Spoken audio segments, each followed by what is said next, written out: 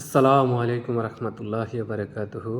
সম্মানিত ভাই বেরাদার, সবাইকে আন্তরিকভাবে অভিনন্দন। আজকে পবিত্র জুম্মার দিন, গরিবের জন্য হজের দিন। যে যাই করুন না কেন, জুম্মার নামাজটি পড়ার চেষ্টা করেন।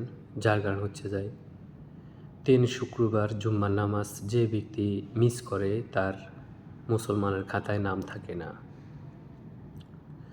তো যাই হোক, আমরা যারা মুসলিম আছি সবাইকে বলবো যে সবাই জুম্মার নামাজটা পড়ে নিন, যথাযথভাবে আল্লাহর হুকুম পালন করার চেষ্টা করেন।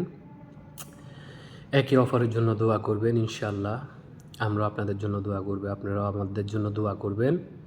আল্লাহ যেন সবারে ভালো রাখে, সুস্থ রাখে, সফল রাখে, সবার জীবন জিন্দিগির গুনাহগাতা যেন আল্লাহ পাক রাব্বুল আলামিনে মাফ করে দেয়।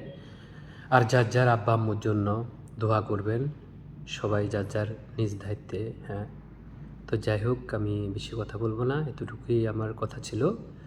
তো যাই হোক, যদি কোনো ভুল কথা বলে থাকি ক্ষমার দৃষ্টিতে দেখবেন। যে যেটা ভাবে নিন, ভাই কিংবা অন্য কিছু যেটাই সম্পর্ক ভাবে নিন, ঠিক আছে? ক্ষমার দৃষ্টিতে দেখবেন ভুল কিছু বললে।